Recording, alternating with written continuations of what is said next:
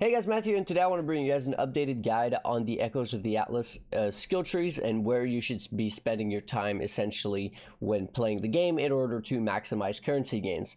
This is based on my own findings as well as just talking with a bunch of other people about this, and honestly, the meta has changed drastically. It's nowhere what it was before, so let's get right into it.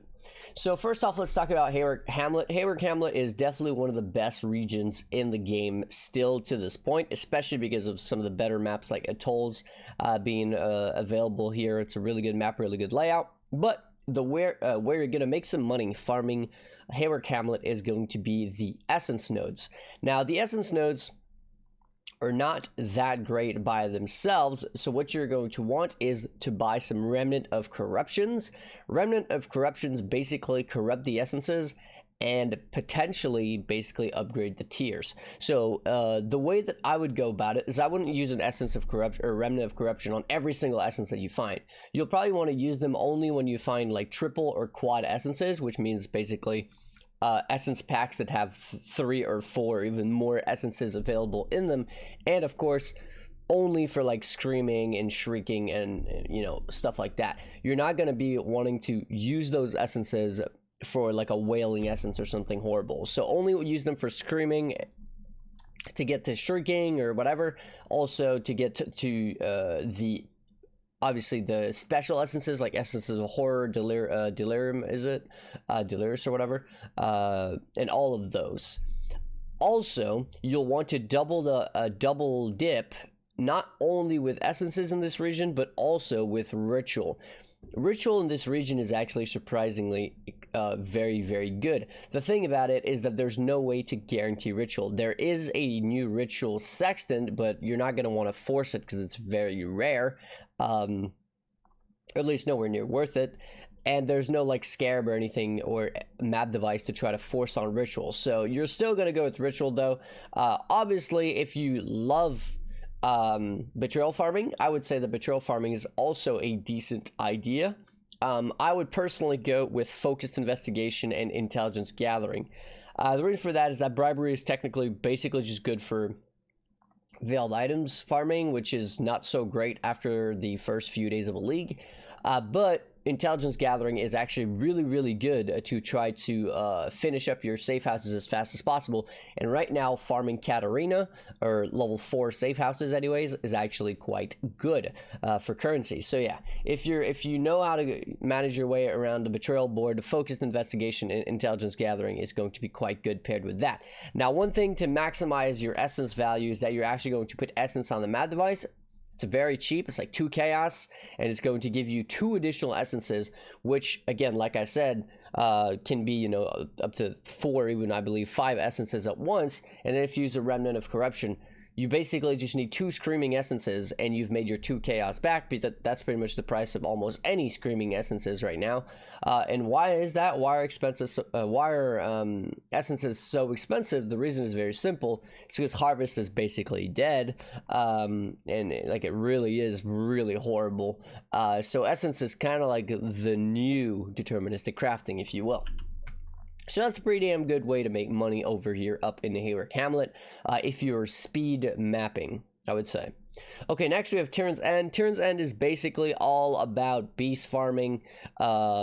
It's not great, and you know, it's only 2 nodes, but if you are beast farming, this is probably where I would spend my time. Otherwise, the rest of the nodes you can do whatever with. You could probably throw them in Delirium, but realistically, Delirium got nerfed, and this is just 10% chance to get a Delirium mirror. Now, beast farming is all about speed as well, so you're still going to get a decent amount of these maps to show up with Delirium on them. It's not too bad, but yeah, realistically, Tyrn's End is about big game and great migration especially. Okay, next we have to talk about Glennach Cairns. Now, Glennach Cairns is all about, in my opinion, divine farming. So if you don't know what divine farming is, essentially it's farming strong boxes that are corrupted with Monstrous Treasure in order to get a ton of 6 links. So what you'll do is you'll take Twice Tempted and Tamper Proof, and then you are going to pair that up with Monstrous Treasure, which takes all of your all of the monsters in the map and puts them in strong boxes, 36 strong boxes actually. and then they're all going to be rare and corrupted already because of tamper proof, which means that you are not going to have to roll these strong boxes yourself, which would be the major cost. Sorry, the majority cost would be rolling these strong boxes, but you don't have to do that, so you're basically farming divines. I highly recommend doing that on low tier maps with a magic find character to try to maximize how much value you're getting out of these and how many divines you're getting. There's no reason to do this in high tier maps right now. Obviously though, there's also Alva. There's some really good Alva nodes here for people who want to farm Alva temples, but the reality right now is ever since the temples became itemizable, for the time being they're very cheap, so I don't think it's worth it. But of course you have more than just 2 nodes, right? So might as well grab the Alva stuff as well. Whenever an Alva pops up, it's going to add that much more value to your map. And if you're running with Magic Find, like I said, Alvas are always great to pair up with Magic Find because, you know, they drop a fair bit of loot. In my opinion, that's pretty much where the value stands in Glennach Cairns. And in this case, you would actually use Ambush on the map device, which is right here. Ambush would give you an additional 3 strong boxes on top of the 36 that you're getting from Monstrous Treasure. And there's also Bountiful Traps. Let me show you guys. Bountiful Traps is also another prophecy which adds another 6 to your map, which I would also recommend using if you're going to be divine farming. So that's pretty much what it looks like in Glennach Cairns. Now, new Vastir is pretty dead. Emblematic is unchanged, 1% splinters to drop as timeless emblems. But the thing is, the majority of the emblems that were dropping in the previous leagues were due to high value targets, right?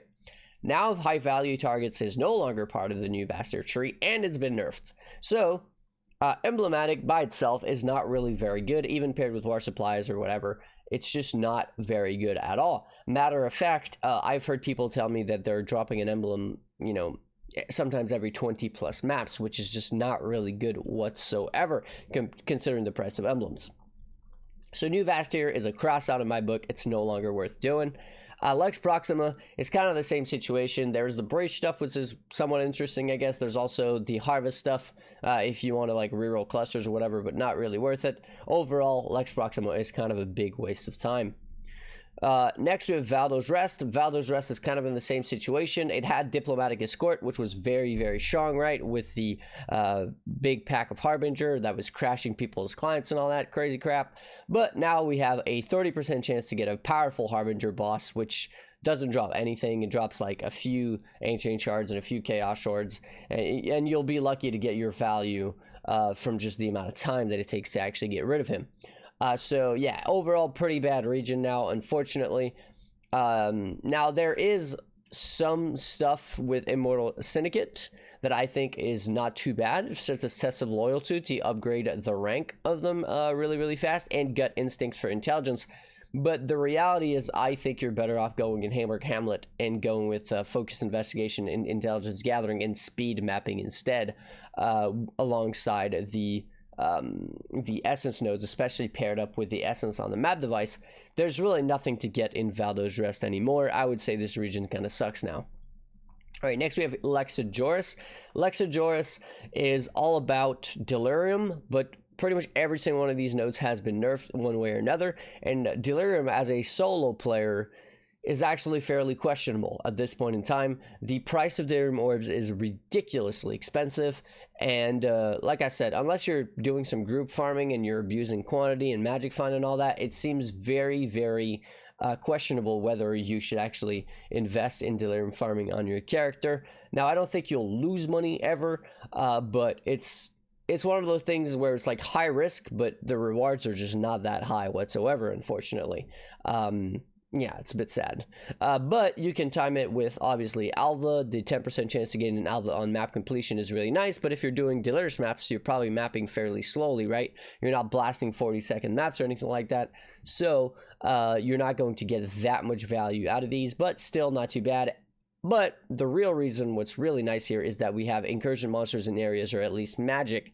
Pairing that up with Delirium, you will want to use basically Alva on every single map that you do, you know, 40%, 60%, 80% Delirious, because of this node right here, which is very strong. I would recommend farming 60% Delirium or above, because I believe it's 60% that is guaranteed to spawn both bosses. And with persecutory delusions, you are basically getting 100% more splinters from these bosses, which is quite nice, and also increased chance to get their clusters, which is not too great anymore. It's only good at the very, very beginning of the league, but honestly, just the additional simulacrum splinters are quite nice from these bosses. They'll be dropping a good bit. So yeah, that's pretty much what I would say for Lex Ejoris, especially some focus put on here for party play. But even then, I would say it's still a pretty good place to spend your time, even on something like 20% of this map, so long as you have the entirety of the tree and time dilation. And what I think is the other of the better things available outside of the Haewark Hamlet, the second best region, or at least, I'm not sure, this might actually be better than this, but the top two would be Haewark and Lira Arthain. Now, why Lira Arthain? It's a region that nobody ever speaks about, and nobody has ever really spoken about. It's because of epidemiology. Epidemiology gives you blight chests in areas that have a 100% chance to contain blighted maps, which does not guarantee you that you're going to get a blighted map, but it's 100% more, so it's technically like double. So let's say you have a, I don't know, 20 or 30% chance, now you have a 40 or 60. So overall, it's very, very big value. Also, maps found in areas have 5% chance to contain an additional blight encounter on it, which basically just replaces a blight scarab. That's pretty nice as well. But also blighted maps found in areas are anointed, so you can actually get some maps that are already pre-anointed with something like, for example, silver oils, or crimson oils or black oils, right? Some fairly expensive oils that you are not going to have to spend any currency on. Now, the thing is, we don't have blight, sorry, on the map device or anything like that. So the way that you're going to go about making sure that you have blight every single map is going to use blight scarabs. Now, this is a new scarab in 3.14, and it's a really, really cool one. It basically guarantees a blight encounter on your map, and when paired with the nodes that I spoke about, it's really, really good. You can also go immune response, but what that's going to do basically is going to make the maps actually faster, but not necessarily like better or anything like that. It's just going to make sure that the blights actually finish quicker, which I think is quite valuable. So what I would do is I would take these three here, and then I would finish it up with the breach tree. Now, why the breach tree is very simple. We have breach on the map device for 2 chaos, and with the current price of breach stones, especially things like Chula, for example, it's impossible to lose money. It's actually impossible not to make money.